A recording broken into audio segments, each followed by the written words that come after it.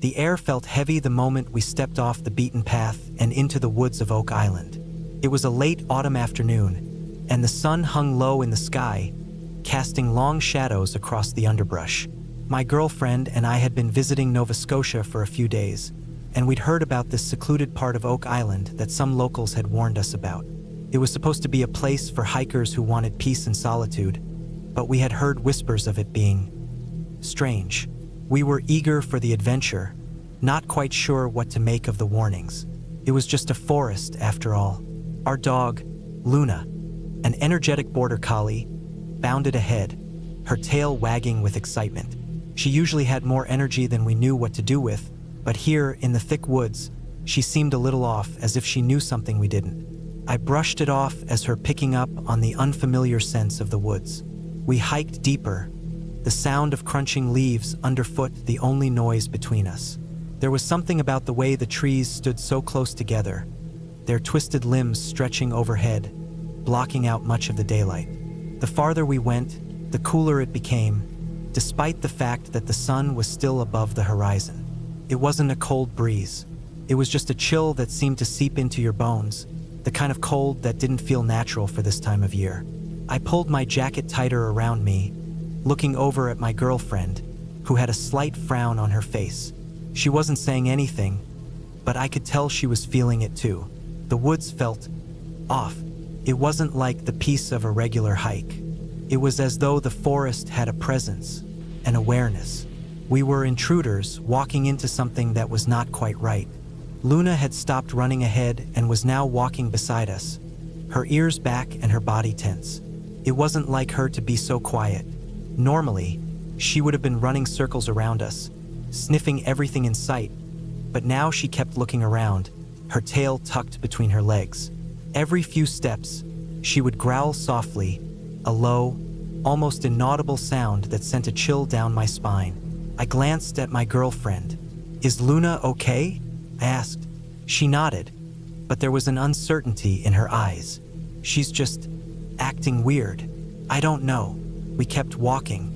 The forest was eerily quiet, the usual rustling of birds or squirrels absent. It felt like we were the only living things in the woods, and I couldn't shake the feeling that something was watching us. The sound of our footsteps seemed unnaturally loud in the silence, as if the forest was holding its breath. We decided to take a break, sitting on a large fallen log just off the path. The coolness in the air seemed to intensify as we sat, and Luna sat down beside us, her eyes darting around nervously. I reached down to pet her, but she flinched, her body tense. "That's it," I said. "We're turning back." My girlfriend didn't argue. I could see that she was just as unsettled as I was. Luna let out a quiet whine, and I stood, brushing the dirt off my pants. We started to retrace our steps, but something felt wrong. The path we had come down seemed different, unfamiliar. It wasn't as though we had lost the trail, but it was as if the landmarks we had passed earlier were now gone or had shifted. The trees looked more twisted than before, and the underbrush had grown denser, as if the forest was closing in around us. We had passed a small creek earlier, now there was no sign of it. The clearing we had passed earlier, where we had stopped to take a photo, was nowhere to be found. I could feel the panic rising in my chest, but I tried to keep calm. It was easy to get turned around in the woods. We were just a little lost, that's all. Luna started growling again, more intensely this time. Her hackles were raised, and she was staring into the trees, her eyes fixed on something we couldn't see. It was then that I heard it. First, I thought it was the wind, but it didn't sound right. It was a faint, rhythmic knocking sound, coming from somewhere deep in the forest. Knock, knock, knock. It was slow, deliberate, almost like something was trying to communicate. The hair on the back of my neck stood up, and my heart began to race. "What the hell is that?" my girlfriend whispered, her voice shaky. "I don't know," I replied, my throat dry, "but we need to get out of here." I grabbed Luna's leash and started walking quickly, hoping to find a familiar landmark, but the path seemed to stretch on endlessly, and the knocking continued, getting louder, more insistent. Knock, knock, knock. It was coming from all around us, as if the trees themselves were knocking. My mind raced as I tried to make sense of it. Was it an animal? A woodpecker? No, this wasn't the sound of a bird. It was something else, something deliberate, something intelligent. We kept walking, faster now, my legs aching from the rapid pace. But every time we looked around, the woods seemed to shift. The trees twisted and bent in ways that felt unnatural. The sky above us grew darker, the sunlight fading faster than it should have. Luna's growling became more frantic, and I could hear her nails clicking on the ground as she trotted beside us. Her barking had started now, short, sharp barks that echoed through the trees. It wasn't like her at all. She was usually a friendly dog, not prone to barking unless she was playing or excited, but now she seemed terrified. We pressed on, the knocking still echoing in the distance, but it wasn't just knocking anymore. There was something else, a soft, low hum that seemed to vibrate the very air around us. It wasn't loud, but it was constant, like a dull, ominous sound that we couldn't escape. I tried to ignore it, tried to focus on the path ahead, but my heart was pounding in my chest. Something wasn't right. Something was following us. And then, just as quickly as it had started, the knocking stopped. The hum stopped too, leaving only the sound of Luna's frantic barking and our breathing. We slowed our pace, looking around, trying to make sense of everything. "That's it," my girlfriend said, her voice strained. I'm not staying out here anymore." I nodded, my thoughts racing. She was right. We needed to leave. But the path we had come down wasn't familiar anymore. The woods had changed, and I felt more lost than ever. I had no idea which direction we had come from, and the trees all looked the same.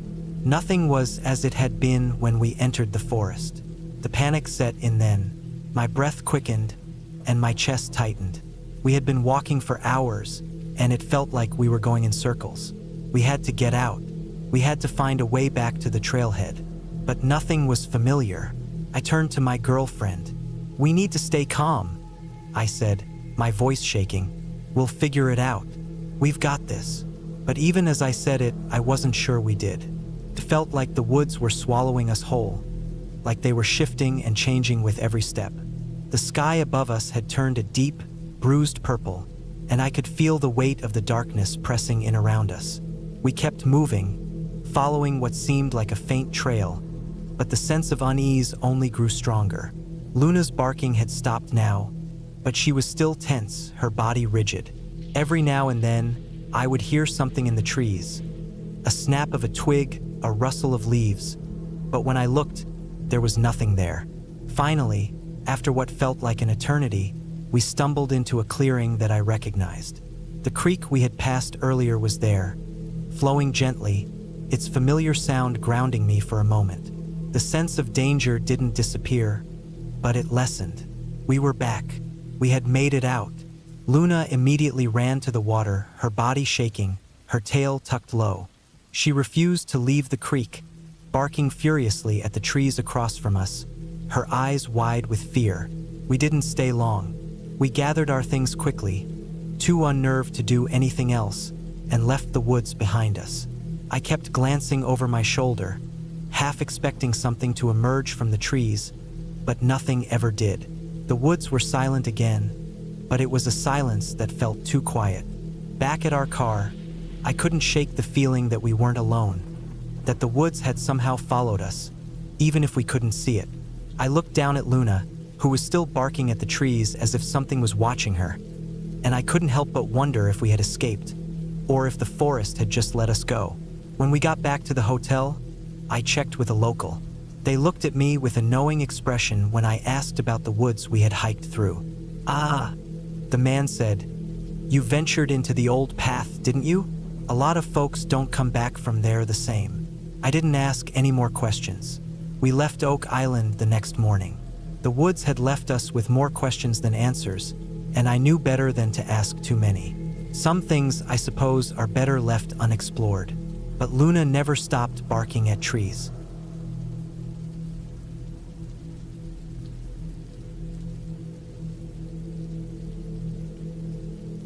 It was supposed to be a relaxing weekend in the woods, a quiet retreat to escape the chaos of our daily lives. We had rented a small cabin tucked away in the dense woods of Michigan. The place was remote, surrounded by thick, untamed forest on every side, a perfect spot for a peaceful getaway. I had always loved the idea of camping and being in nature, and this cabin seemed like the perfect place to unwind. My partner, Mark, wasn't as into the outdoors, but he was happy to go along with it if it meant some time away from work and the city. The cabin itself was simple, wooden, with a stone fireplace, a small kitchen, and a loft bedroom. It had a rustic charm, the kind you'd imagine in a storybook, nestled by a small, murky pond that looked more like a swamp. We arrived late in the afternoon, unpacked, and settled in.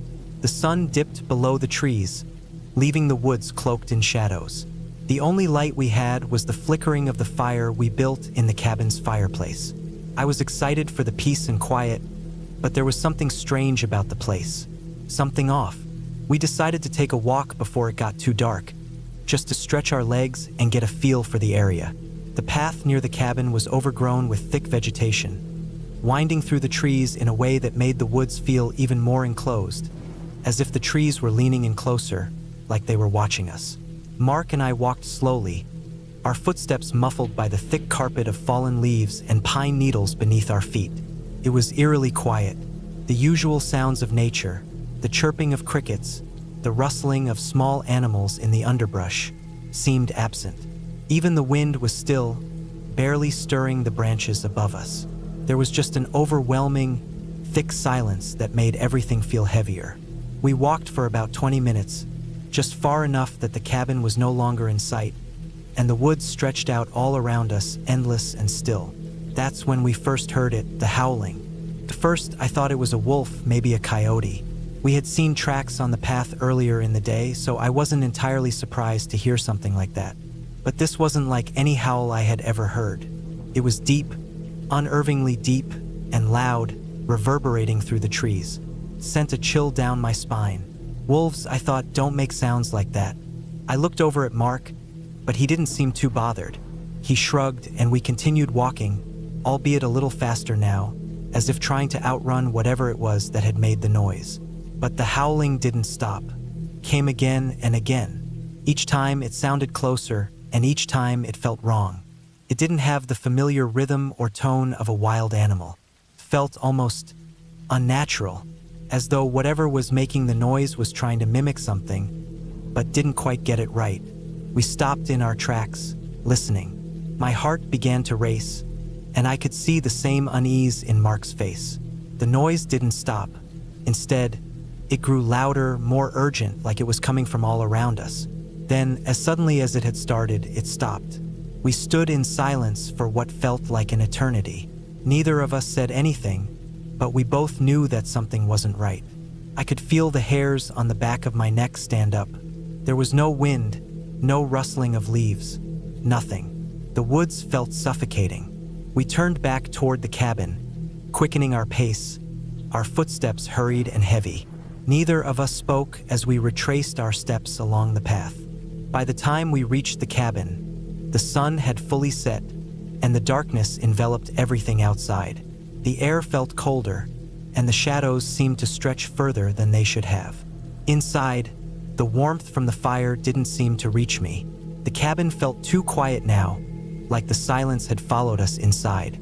We locked the door behind us, not that I thought it would do much good if something or someone wanted to get in. Mark lit a couple of candles, and we sat in silence, both trying to shake off the feeling of being watched. Probably just a coyote or something, Mark said after a while, trying to sound casual, but I could tell he was just as uneasy as I was. Yeah, I replied, though I wasn't convinced. There was something about that sound, something I couldn't shake. We decided to go to bed early, hoping a good night's sleep would help us forget the unsettling noises. But sleep didn't come easily. The room felt too still, too heavy. Every creak of the floorboards, every whisper of wind outside made me jump. Eventually, I drifted off, though I'm not sure how long I'd been lying awake before I finally fell asleep. It must have been close to midnight when I was jolted awake. There was a shadow outside the window. At first, I thought it was just a trick of the light, maybe a tree branch swaying in the wind. But no, this shadow was large. too large to be a branch. It moved slowly, deliberately, just outside the cabin. My heart began to pound in my chest. "Mark," I whispered urgently, but he didn't answer. He was still asleep, his face turned toward the wall. I reached over and shook him, the fear rising in my throat. He groggily stirred and looked at me, his eyes unfocused. "Mark, there's something outside," I whispered, my voice barely audible. He sat up and followed my gaze toward the window. There, in the dim light from the moon, was the shape of something massive, standing just outside, just on the edge of the light. It was too tall to be a person, too broad, with a posture that was wrong, not quite human. The creature's eyes, if you could call them eyes, glowed in the darkness, two faint spots of yellowish light. They were fixed on us, unblinking. It wasn't a bear. It wasn't a man. It was something else, something other. We both froze, staring at the creature. It didn't move at first. It just stood there, watching us. Then, slowly, it took a step forward. I could hear its footfall, the thud of something heavy on the ground. My body felt cold, every muscle frozen in place. Mark reached for the lamp on the bedside table, but his hand shook as he turned the knob, trying to bring some light into the room. The creature didn't flinch. It just stood there, its glowing eyes locked with ours. I didn't know what to do. I didn't know if it would break in or if we were just supposed to stay still and wait. Every instinct screamed at me to run, but I couldn't tear my eyes away. The silence was unbearable, pressing in from every side. After what felt like an eternity, the creature turned its head slowly and began to move away from the window. It didn't hurry. It moved like it had all the time in the world, like it was in no rush to leave.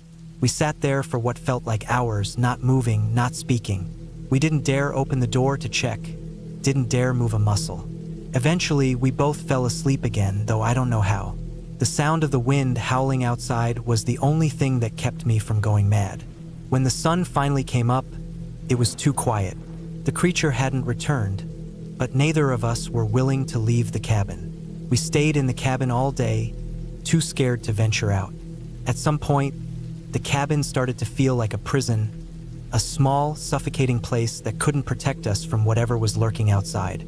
When we finally left the next morning, I couldn't shake the feeling that the woods were still watching us, waiting for us to return. Weeks later, I heard rumors from the locals. They spoke in hushed tones about the Michigan dogman, a creature that had been spotted in the area for decades, a creature with the body of a man and the head of a wolf. I didn't want to believe it. I didn't want to believe that the thing we saw that night was real, that it was something that had been haunting those woods for so long. But after that night, I wasn't so sure. I didn't know what we saw, but I knew it wasn't something natural, and I couldn't forget the eyes that stared at us through the window, unblinking and full of something dark. We never went back to that cabin.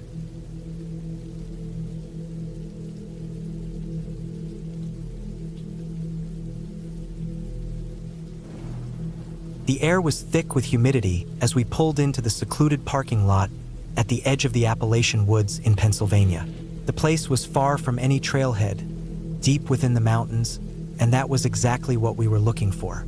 It was late autumn, and the woods were bathed in the muted light of a setting sun. The trees had shed most of their leaves, leaving the skeletal branches to claw at the sky. We weren't experienced campers, at least not in these kinds of woods, but it was a weekend trip we had been planning for months, just to get away from the noise of the city. A break from work and the constant hum of everyday life. There was 6 of us, me, my friend Sam, his girlfriend Emily, and 3 others I'd known from college. They were all excited, eager for a break, but something about this place felt off as soon as we arrived. Maybe it was because of how isolated it was, or maybe the dense canopy overhead that blocked most of the sky. Either way, I couldn't shake the feeling of unease. We parked the cars and unloaded our gear. No one spoke much at first, just the sound of zippers and rustling as we got our tents and cooking equipment set up.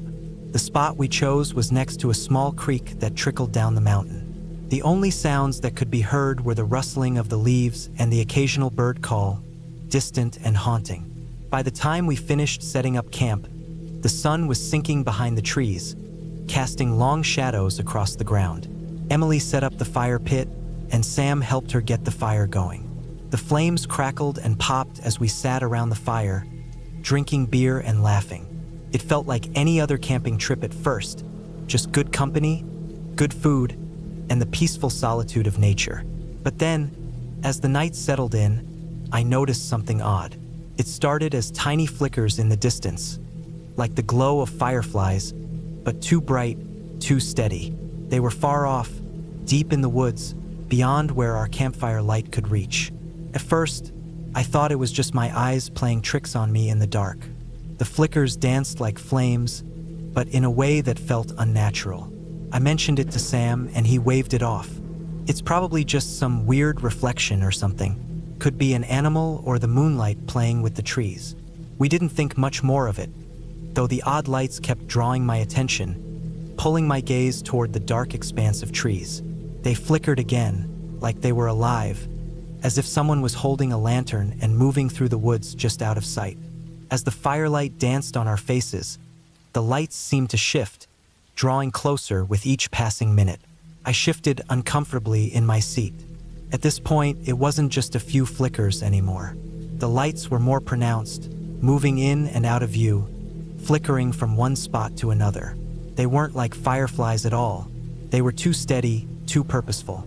"Are you seeing that?" I asked Sam, pointing toward the lights. He turned to follow my finger, squinting. "What? No, it's probably nothing." But his voice didn't sound as confident as before.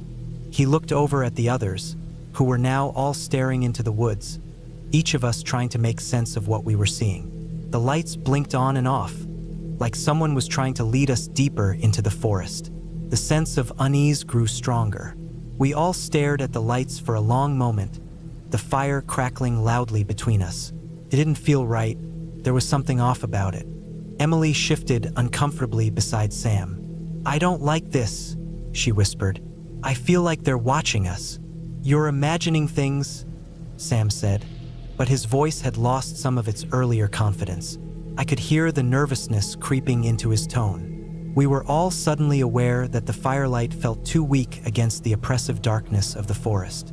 Then, almost as if they were responding to our attention, the lights flickered brighter and began moving toward us. They darted through the trees, like someone was walking toward our camp, slowly, carefully. "Okay, I'm going to check it out," Sam said, standing up. "Stay here. I'll just take a look." "Are you serious?" Emily's voice was strained. "Don't go out there, Sam. This isn't normal." But Sam didn't seem to hear her.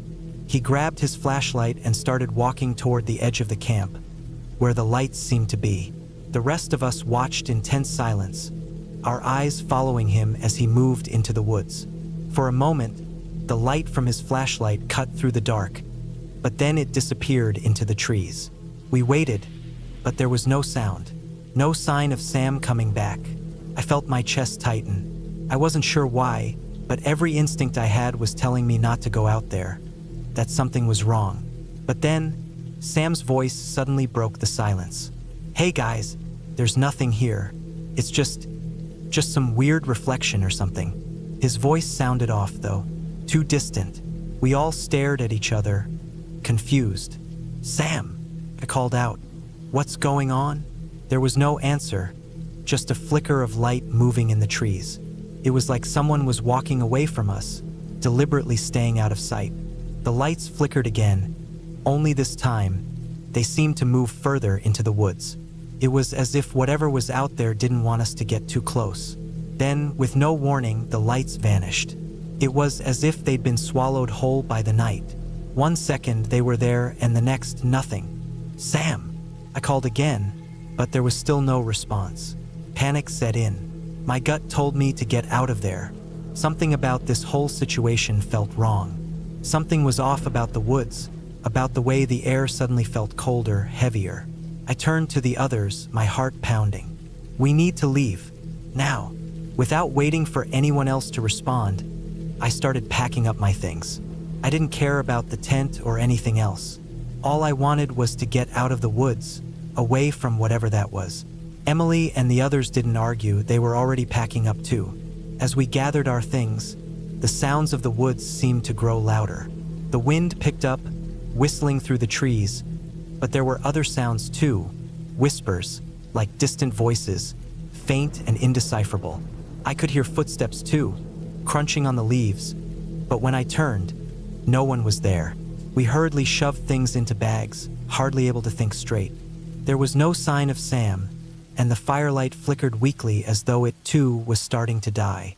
A cold chill crawled up my spine. The sounds of the forest were almost suffocating.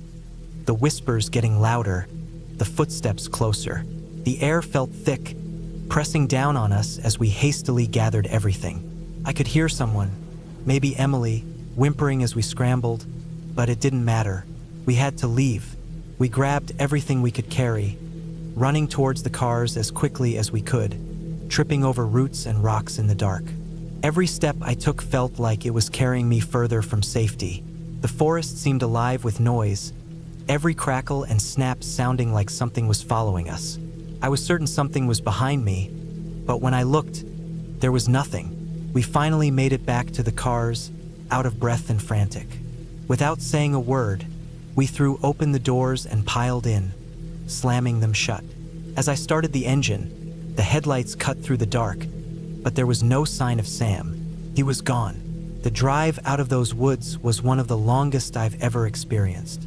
The silence in the car was suffocating, each of us lost in our own thoughts. I didn't know if Sam had wandered off or if something else had happened to him, but I didn't feel safe until we were miles away from that spot. It wasn't until much later, back at home, when we did some research that we learned the truth.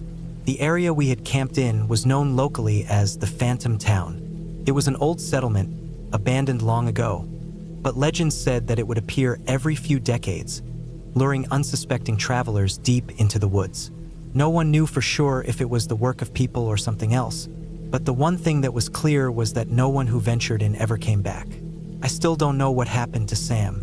Maybe he wandered off, or maybe the woods took him. I can't shake the feeling that we were being watched that night, that something was out there in the dark, just waiting for us to slip up. All I know is, I'll never go back to those woods, and I'll never forget the feeling of being followed by something that wasn't human. Something that knew exactly where we were.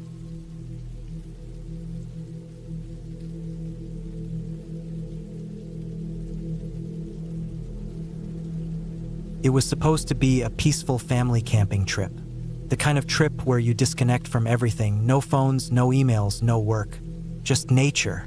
My wife, Natalie, and I thought it would be a perfect way to bond with our two kids, Mark and Lucy. We'd been planning it for months, hoping the wilderness of northern Canada would provide a much-needed break from the everyday grind. The first 2 days went smoothly. We arrived at the remote spot in the morning, set up camp beside a small creek, and spent the afternoon fishing and hiking around. The weather was clear, the air crisp and clean, and there was not a soul for miles. It was one of those places where you could actually hear the quiet, the kind of silence you don't often get in modern life. The kids were thrilled, running around in the woods, picking wildflowers, and getting their hands dirty. Felt like the perfect escape. Even the small things, like the way the fire crackled at night or the way the pine trees swayed, made it seem like the world was just right. But then came the third night. It started after we finished dinner. The sun had set, and the air was getting colder. We sat around the campfire, just the four of us. The flickering light from the fire cast long shadows across the trees. We told stories, laughed, and roasted marshmallows. Everything was normal, too normal looking back. Nothing seemed out of place. That's when we first heard it. At first, I thought it was the wind rustling through the trees, but then there were voices, distant, faint, like whispers carried by the breeze. I glanced over at Natalie, who seemed to be hearing the same thing. The kids were still laughing, completely oblivious, but I couldn't shake the feeling that something was wrong. The voices weren't clear enough to make out any words, but they were close enough to make my skin prickle. It wasn't the usual sounds of the forest, not the kind of thing you'd expect to hear in this remote spot. I stood up and walked a little ways from the fire, trying to get a better sense of where the sound was coming from. But the noises seemed to shift, moving around, like they were coming from all directions. My stomach tightened. Something didn't feel right, but I didn't want to alarm Natalie or the kids. so I stayed calm, pretending like it was nothing. Then there was another sound, this one sharp and unmistakable. It was a scraping noise, like something large dragging across the ground. The sound cut through the air, so loud it almost made my teeth rattle. I quickly turned back to the fire, hoping the kids hadn't heard it. But Mark was staring out into the darkness, his eyes wide. "Dad, what was that?" he asked, his voice trembling. I didn't have an answer. I looked over at Natalie, who was already scanning the woods, her face tense. "I think it's just an animal," I said, forcing a smile. "Maybe a bear or something. Don't worry about it." But deep down, I didn't believe it. Bears don't make scraping sounds, and they don't speak in whispers. I tried to focus on the fire, hoping the crackling would drown out the unsettling noises. That night, we all went to bed early. The wind had picked up a bit, and the rustling of the trees outside our tent was louder than usual. I lay awake for hours, listening to the strange sounds that seemed to grow closer and closer. But I told myself I was just being paranoid. After all, it could be anything. A branch scraping the ground, a loose rock rolling down the hillside, or maybe even the wind playing tricks. The next morning, everything seemed calm. The sun was shining, and the birds were singing. It almost felt like the night had been a bad dream. I made coffee and breakfast while Natalie packed up the tent. Mark and Lucy ran around playing in the dirt, their laughter ringing out through the trees.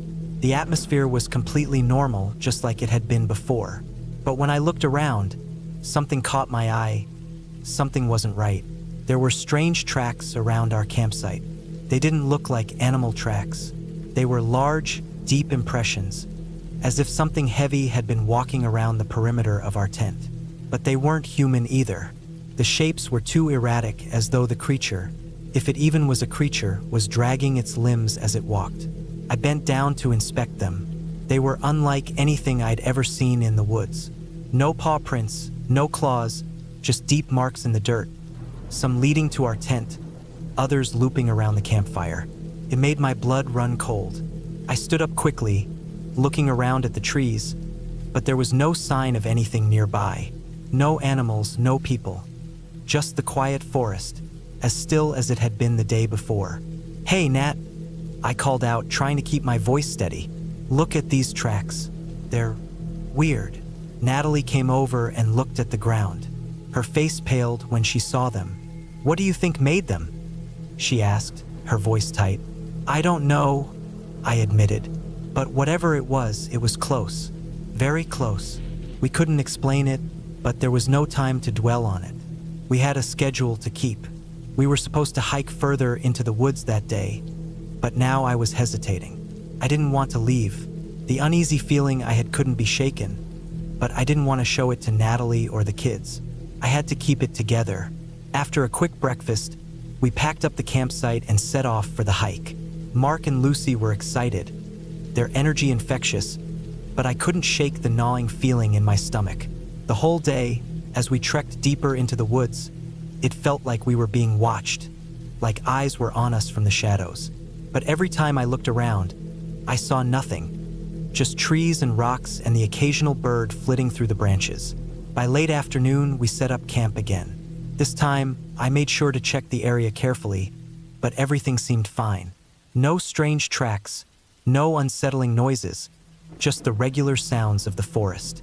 We sat by the campfire that night, trying to shake off the weirdness of the previous night. But then it happened again. At first, it was just a whisper, too faint to hear clearly. But as the minutes ticked by, the voices grew louder. Distant voices, faint, unintelligible words, but it was enough to make me freeze in my seat. I looked over at Natalie, who was already staring into the dark, her face pale. The kids were oblivious, but I could see the unease creeping into Natalie's expression. And then there was the scraping noise, louder this time, closer. It was unmistakable now, a dragging sound across the ground, like something heavy was being moved just outside the firelight. "Stay close," I said, my voice low. I stood up, scanning the dark woods. My heart pounded in my chest. It felt like the forest had suddenly turned against us. The wind had died down, and the air was unnaturally still. The voices seemed to be circling us now, whispering in a language I couldn't understand. The scraping was moving closer, dragging through the leaves and underbrush until it was right behind us. I grabbed Natalie's hand. "We need to go," I said urgently, but just as I turned toward the tent, I froze. The kids were gone. Just gone. "Mark? Lucy?" I called out, panic rising in my throat, but there was no answer. I started running, calling their names, tearing through the trees, my heart racing in my chest. The silence of the woods was suffocating, and every rustle of leaves made my blood run cold. I searched for hours, walking in every direction, calling out their names, but it was like they had vanished into thin air. The weather was clear, the sky was bright with the full moon, and there were no signs of an animal attack.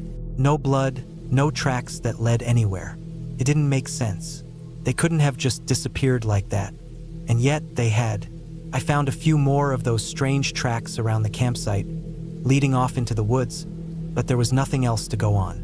No explanation, no clues. The next morning, I called for help. A search party was sent in, and for days we scoured the woods.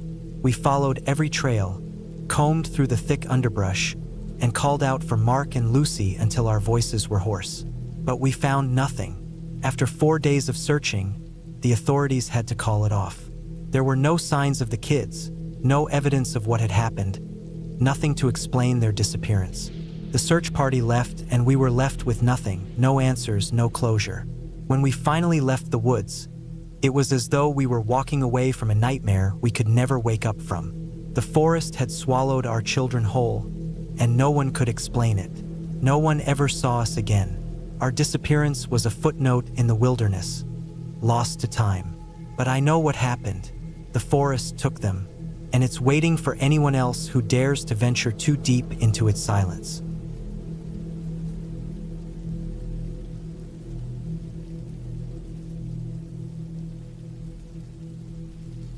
I remember the day clearly, even though so much of it feels like a dream now. It had started out so perfectly. One of those crisp, cool mornings in the Smoky Mountains, the kind that leaves a gentle bite in the air but feels refreshing after months of the oppressive heat of summer. My friends and I had been planning this trip for weeks. It was supposed to be a weekend getaway, just a group of us hiking the trails, enjoying nature, maybe getting a little lost in the beauty of it all. But what we didn't plan on was getting lost in something much darker, something that still haunts me. We were on the Appalachian Trail, the well-worn path that runs through this wild land. It's famous for its stunning views and the ease of its trail. It's a trail that most hikers consider straightforward, no need for expert navigation. Yet, even so, there was an unease that started to settle in my stomach as the day went on. There was nothing overtly scary, nothing threatening, but there was a strange tension in the air. There were 5 of us: Sarah, Matt, Aaron, Casey, and me. We had been hiking together for years. We all knew how to handle the outdoors and had done so countless times. But this was different. This hike was supposed to be simple, no surprises. But there I was, a little uneasy and alone, off on a side trail. It started when I saw a small trail branching off the main path. It was a narrow path that veered off to the right, hidden by some thick underbrush. I'd hiked this area before, but I had never taken that side trail. Something about it called to me, something deep in my gut telling me to explore it. The others weren't interested in it, so I told them I'd catch up later and wandered off. The trail was quiet, too quiet almost. There was a faint rustling of leaves here and there, but the usual sounds of birds and the occasional rustling animal were gone. I didn't think much of it at the time. After all, animals tend to be skittish around hikers, and maybe it was just a fluke. The further I walked, the quieter it became. The trees, massive and towering, seemed to close in on the trail. I remember thinking at the time that it was strange how isolated it felt, how thick the forest had become. I tried not to let my mind wander too far. It's easy to scare yourself in places like this, especially when the woods start to feel more like a maze than a place of beauty. I pushed forward, enjoying the solitude. The scent of pine needles and damp earth was all around me, and it felt good to be away from the noise of the world. But the deeper I went, the more I started to notice something. Something subtle at first, but unsettling once I realized it. The trail was less defined, the ground more uneven. The trees seemed closer, pressing in on the narrow path. At first, I thought it was just the dense undergrowth. But soon, I realized that the path I had taken didn't seem as well traveled as it should have been. The dirt was soft, untouched, and the leaves didn't look disturbed. I could still hear faint sounds from the main trail, so I wasn't completely lost, but something didn't sit right. It was as if I had stepped into a different world, one that didn't quite belong to the rest of the forest. I continued walking, pushing the uneasy feeling aside. The trail started to wind through a thicket of trees, with branches tangling overhead and casting eerie shadows on the ground. I couldn't hear my friends anymore. It wasn't until I stopped and turned around that I realized how far I had gone. The clearing that had once felt open and welcoming was now swallowed up by the dense forest. The light was dimming, and I had no idea where I was. I called out to the group, but my voice seemed to fall flat, swallowed up by the thick woods. I waited for a response, but there was nothing. A brief panic surged through me as I took a few steps back, trying to retrace my path. But it wasn't as easy as it should have been. The trees all looked the same, and the underbrush had become a maze. I couldn't find the side trail I had taken. I tried to stay calm. I took a few deep breaths, telling myself it was just a little detour, nothing to worry about. But the longer I stood there, the more I realized how disoriented I had become. My phone had no signal. I had left the map in my bag with the others. I cursed under my breath and decided to turn around and retrace my steps, but everything around me looked unfamiliar now. The trees were different, the ground softer, and the path wasn't where I thought it should be. I started to panic. I yelled out again, hoping someone would hear me, but my voice seemed lost in the vastness of the forest. I tried walking in one direction, then another, but everything felt wrong. The forest was too quiet now, too still. At some point, I realized that the sun was beginning to dip lower in the sky.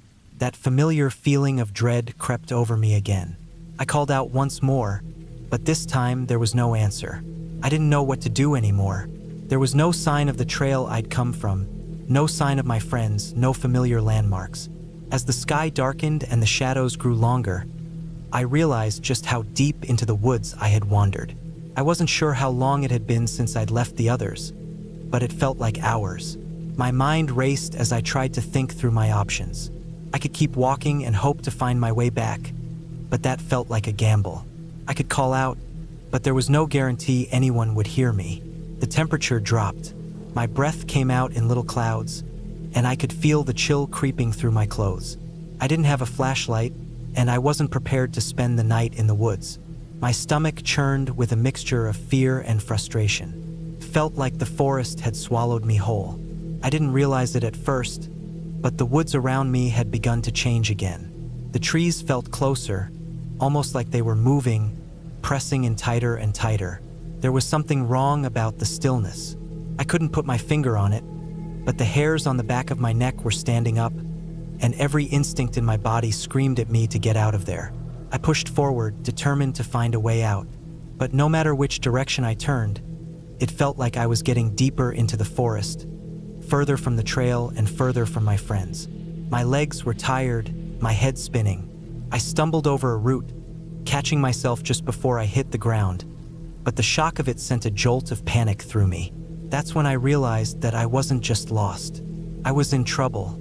The light was fading fast, and I was alone in the forest, with no way to contact anyone and no idea where I was. I don't remember exactly when I stopped, but at some point, I realized that I had no choice but to sit down and wait. The air had grown colder, and I shivered involuntarily. My mind raced through possible scenarios, but none of them felt good. Eventually, I heard the faintest sound, a crack of a twig breaking somewhere behind me. I froze, listening. I wasn't sure if it was just my imagination, but the sound repeated. I slowly turned around, scanning the darkness, but I saw nothing. No figures moving, no shapes in the trees. But the noise continued. Step, snap, step. I didn't move, not even an inch. I couldn't tell where it was coming from, But it was there. Something was out there.